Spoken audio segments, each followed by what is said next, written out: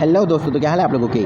उम्मीद करता हूँ सब बढ़िया ही होगा। तो मैं अभिषेक हर बार की तरह स्वागत करता हूँ आपका अपने चैनल पे अभिषेक क्लास विद फन पे। और आज फिर से आ जाओ एक और नई वर्कशीट करते हैं। ठीक है, आज की वर्कशीट का टॉपिक है रासायनिक अभिक्रिया एवं समीकरण। बहुत ही अच्छी वर्कशीट है। ठीक है, और आपकी जो क्लास 10th का चैप्टर नंबर 1 है ना, उसके लिए बहुत ही ज़्यादा इंपॉर्टेंट वर्कशीट है। ठीक है, ऐसा इसलिए क्योंकि इसमें आपको आज समीकरण यानी कि रासायनिक समीकरणों को कैसे संतुलित करते हैं इसके बारे में बताया जा रहा है। और मेरी बात मानो, इससे रिलेटेड ना एग्जाम में क्वेश्चन आना ही आना है, और इससे MCQ टाइप क्वेश्चन बहुत बन सकते हैं। ठीक है, मतलब मैं ना करते भी इससे अगर आप लोग चाहो ना तो 10 MCQ क्वेश्चन बना सकते हो, क्योंकि भाई इतने सारे एलिमेंट्स हैं जो आपस में रिएक्शन करते हैं। ठीक है, जो रासायनिक अभिक्रियाएं करते हैं। ठीक है, बहुत सारे तत्व हैं। ठीक है, बहुत सारे परमाणु जो आपस में अभिक्रिया करके नया उत्पाद बनाते हैं। ठीक है, तो उनका कोई ना कोई समीकरण होता है। ठीक है, समीकरण होता है, उनमें परमाणु संख्या होती है जिन्हें हमें संतुलित करना होता है। तो इसलिए इस आज वाली वर्कशीट पर पूरा ध्यान देना, और आपने अगर वर्कशीट कर भी ली है फिर भी इस वीडियो पर क्लिक किया है तो भी इस वीडियो को पूरा देखना। ठीक है, डेट आपकी 4/8/2021 है। नाम, कक्षा, रोल नंबर और कक्षा अध्यापक का नाम डालना मत भूलना। विषय इस बार ऊपर लिखा हुआ है विज्ञान। तो आ जाओ देखते हैं। तो देखो, इसको करने के लिए कुछ चरण होते हैं। ठीक है, टोटल 6 चरण होते हैं इसको करने के लिए।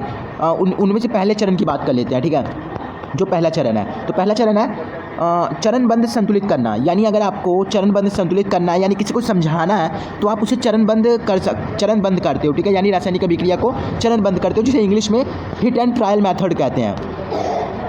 चरण नंबर 1, रासायनिक समीकरणों को लिखकर प्रत्येक सूत्र के चारों ओर बॉक्स लगाने हैं। आपको जो भी रासायनिक समीकरण दिया गया है उसको पहले लिख लो और फिर उसके आगे ऐसे बॉक्स लगा लो।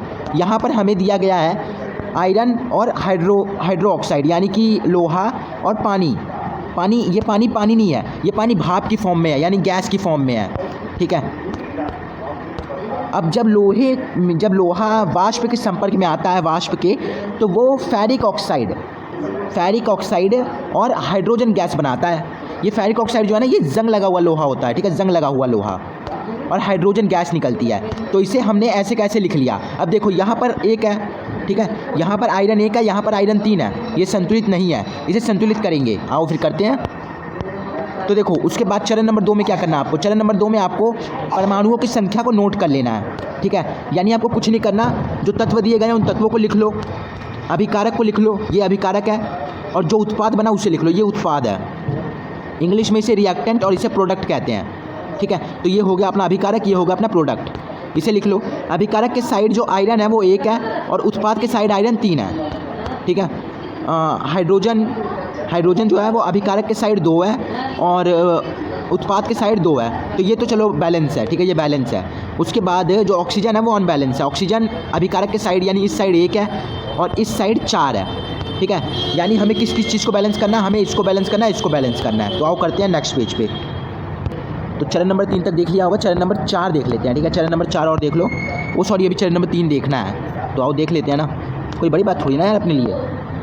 इसे करते हैं जूम आउट ताकि इस पर ध्यान रहे। ठीक है, हो गया।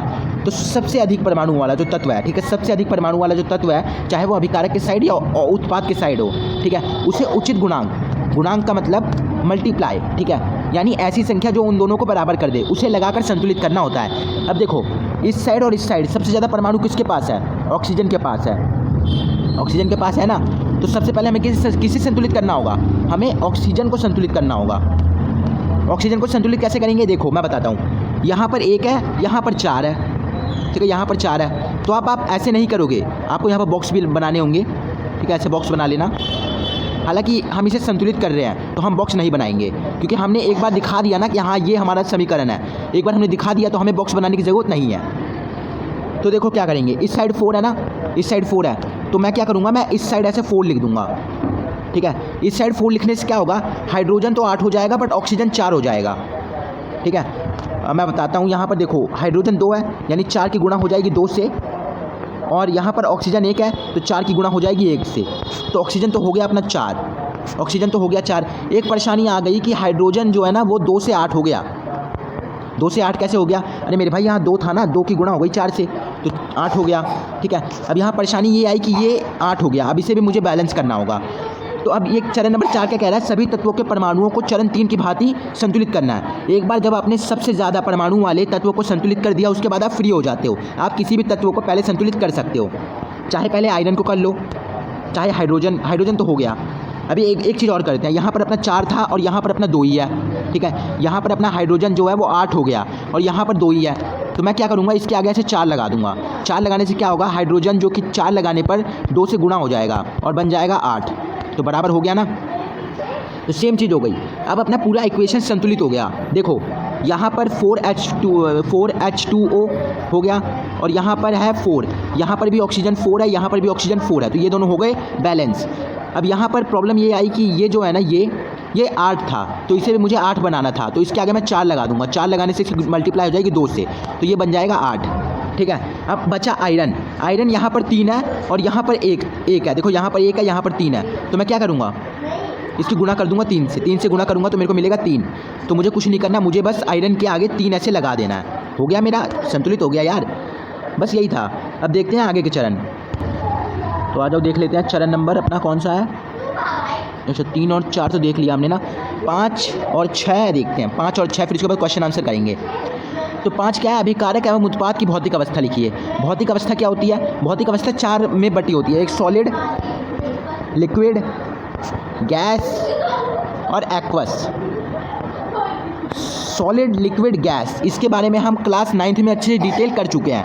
एक्वस एक नई चीज़ है। एक्वस क्या होता है, जब कोई अभिक्रिया पानी के अंदर होती है ना, पानी के अंदर होती है, तो उसे हम कहते हैं एक्वस की फॉर्म में।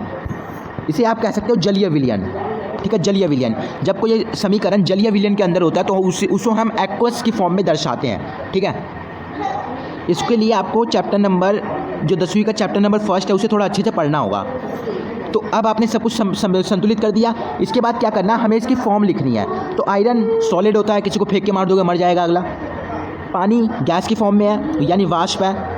जब अभिक्रिया हो गई तो जो आयरन है उसमें जंग लग गया और उसके साथ ऑक्सीजन आ गई, पर तब भी ये सॉलिड में ही रहेगा। और जो अपना हाइड्रोजन है वो तो गैस की फॉर्म में चला जाएगा, वो अलग हो जाएगा, ठीक है। एक छोटी सी बात और है कि कुछ आवश्यक परिस्थितियाँ जैसे ताप, दाब या उत्प्रेरक एक नई चीज़ है। उत्प्रेरक वो होते हैं जो कि किसी रासायनिक समीकरण या किसी रासायनिक अभिक्रिया को करने के लिए उसे गति प्रदान करते हैं, पर खुद उनमें कोई बदलाव नहीं आता, ठीक है।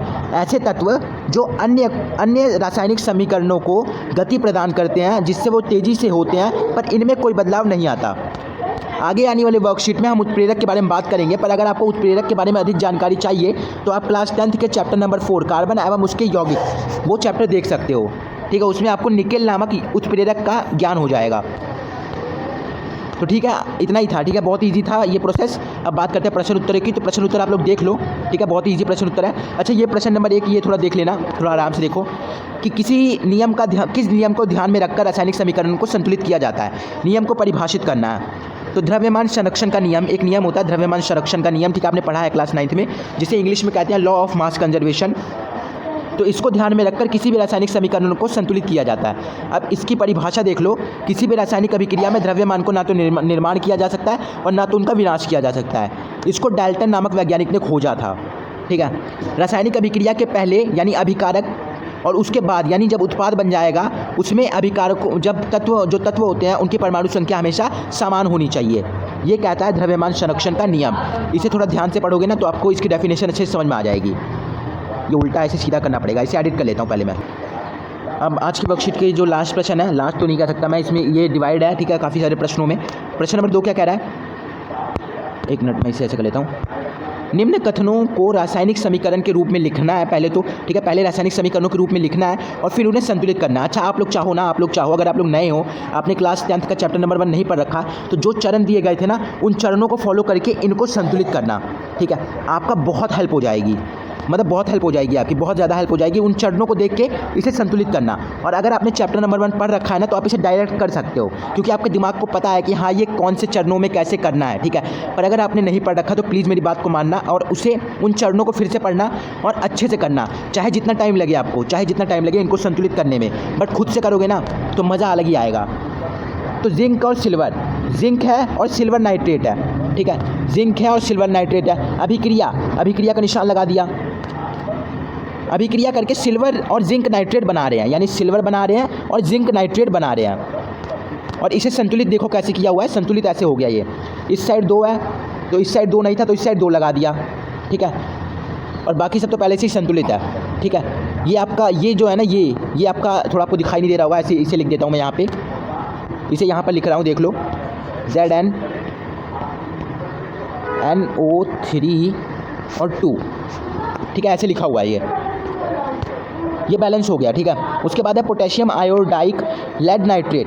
पहले ये देख लो, अब जब आपको अभिक्रिया लिखा दे देना, अभिक्रिया इसका मतलब अब तीर का निशान लगेगा, तो पहले उससे पहले देख लेते हैं क्या क्या स्टेटमेंट दे रखे हैं। तो पोटेशियम आयोडाइक, पोटेशियम का साइन होता है K, ठीक है, तो KI का आयोडाइक, ठीक है, KI हो गया, प्लस में PB और क्या है नाइट्रेट का होता है NO3 ठीक है, लिख दिया। अभिक्रिया का साइन लगाओ, अभिक्रिया का साइन लगाने के बाद हमें क्या मिल रहा है, हमें मिल रहा है पोटेशियम नाइट्रेट, हमें क्या मिल रहा है पोटेशियम नाइट्रेट और प्लस में लेड आयोडाइक, ठीक है, हो गया प्रश्न नंबर 2। प्रश्न नंबर 3, इसे भी एडिट करना पड़ेगा यार। उसके बाद वाले देख लो एक बार, उसके बाद है तीसरा, ठीक है, सिल्वर क्लोराइड। सिल्वर क्लोराइड जो होता है वो सूर्य के प्रकाश की उपस्थिति में वियोजित हो जाता है और बनाता है सिल्वर और क्लोरीन गैस। इसे कैसे लिखोगे, इसे ऐसे लिख लो। पहले हमें क्या दे रखा है, एक मिनट, मैं यार ब्रश को बंद ही करना पड़ेगा मुझे। तो पहले दे रखा है सिल्वर क्लोराइड, तो सिल्वर क्लोराइड लिख लिया। सूर्य की प्रकाश, यानी कि ये एक टाइप से उत्प्रेरक का काम कर रहा है यहाँ पे, ठीक है, सूर्य का प्रकाश, तो इसे हमें लिखना होगा। तो हमेशा जो अभिक्रिया का नीचे वाला हिस्सा होता है, या तो वहाँ लिखोगे उत्प्रेरक को, या तो ऊपर वाली साइड पे लिखोगे उत्प्रेरक को। अच्छा, जब सूर्य इस अभिक्रिया को करवा रहा है तो क्या सूर्य की जो रोशनी है वो कम या ज़्यादा हो रही है, नहीं हो रही ना, तो इसे को हम उत्प्रेरक कहते हैं, ठीक है, सिंपल। अब जो सिल्वर है और क्लोरीन गैस बनता है, यानी सिल्वर जो कि सॉलिड के फॉर्म में हमें मिल जाता है और क्लोराइड गैस बनता है, यानी एक तरफ से जो हमें शुद्ध सिल्वर मिल जाता है इससे, ठीक है। इस अभिक्रिया का उपयोग फ़ोटो के कामों में किया जाता है, ठीक है, फ़ोटो के कामों में किया जाता है। अब कैसे किया जाता है ये मैं नहीं बता सकता, ठीक है, पर आप लोग अगर चैप्टर पढ़ोगे आपको पता चल जाएगा। चैप्टर पढ़ने को इसलिए बोल रहा हूँ क्योंकि अगर आप पढ़ लोगे ना आपका फ़ायदा हो जाएगा, काफ़ी फ़ायदा हो जाएगा। उसके बाद है बिना भुजा हुआ चूना जल से अभिक्रिया कर रहा है। बिना भुजा हुआ चूना कौन सा होता है, कैल्शियम ऑक्साइड, ठीक है, कैल्शियम ऑक्साइड जब भुजे हुए चूने से अभिक्रिया कर रहा है, ठीक है, यानी कि जो आपका Ca यानी कैल्शियम हाइड्रो ऑक्साइड, ठीक है, जो बिना भुजा हुआ चूना होता है वो होता है कैल्शियम ऑक्साइड, और जो भुजा हुआ चूना होता है वो होता है कैल्शियम हाइड्रो ऑक्साइड, ठीक है। तो जब ये उससे अभिक्रिया करता है तो बिना भुजा हुआ चूना बनाता है, ठीक है, भुजा हुआ चूना बनाता है। तो जब बिना भुजा हुआ चूना जल से अभिक्रिया करता है तो भुजा हुआ चूना बनाता है, ठीक है। तो देख लो, बिना भुजा हुआ चूना यानी CaO, ठीक है, जो कि सॉलिड के फॉर्म में रहता है। अब सॉलिड के फॉर्म में रहता है, जब इसे पानी के साथ अभिक्रिया करवाओगे तो ये बनाएगा CaOH2 यानी कैल्शियम हाइड्रो ऑक्साइड, प्लस में ऊष्मा, इसमें से गैस भी निकलती है। इसे लिखो चाहे ना लिखो कोई फ़र्क नहीं पड़ता, पर लिख लेना तो आपके लिए सही होगा। अब इसकी भौतिक अवस्था लिखना ज़रूरी है क्योंकि इसे हमें दर्शाना है। तो ये सॉलिड के फॉर्म में रहता है और ये लिक्विड के फॉर्म में रहता है, ठीक है। और ये जो आपका है बिना भुजा हुआ चूना है ना, ये होता है आपका एक्वस यानी पानी की फॉर्म, पानी के अंदर जलीय विलयन में, और वहाँ से ऊष्मा निकलती है, ठीक है। ये होता है बिना भुजा हुआ, ये होता है भुजा हुआ चूना, ये होता है बिना भुजा हुआ चूना। चलो मुझे भी याद हो गया। फिर उसके बाद है सोडियम हाइड्रो ऑक्साइड और हाइड्रोक्लोरिक अम्ल अभिक्रिया करके सोडियम क्लोराइड और जल बना रहे हैं। तो लिख देते हैं सोडियम हाइड्रो ऑक्साइड, ये रहा, क्लोरिक ऑक्साइड, ये हाइड्रोक्लोरिक ऑक्साइड अम्ल, ये रहा, ठीक है। अभिक्रिया करके क्या बना रहे हैं, सोडियम क्लोराइड बना रहे हैं, सोडियम क्लोराइड ये रहा, और जल बना रहे हैं, जल ये रहा, हो गया, बस बन गया, इजी था। फिर उसके बाद क्या है, एक मिनट यार, ये फ़ोटो को पता नहीं क्या हो रहा है, अजीब ही नशे आ रहे हैं इसे। उसके बाद है सांद्र हाइड्रोक्लोरिक अम्ल। ये अभिक्रिया सांद्र हाइड्रोक्लोरिक अम्ल में अगर कॉपर डालते हैं तो वो हरे रंग का कॉपर क्लोराइड और जल बनाता है। तो इसे लिख दो, पहले सांद्र हाइड्रोक्लोरिक यानी कि जो जिसमें पानी की मात्रा अधिक है, अम्ल की मात्रा कम है, ठीक है। तो सांद्र हाइड्रोक्लोरिक अम्ल, ये रहा हाइड्रोक्लोरिक अम्ल।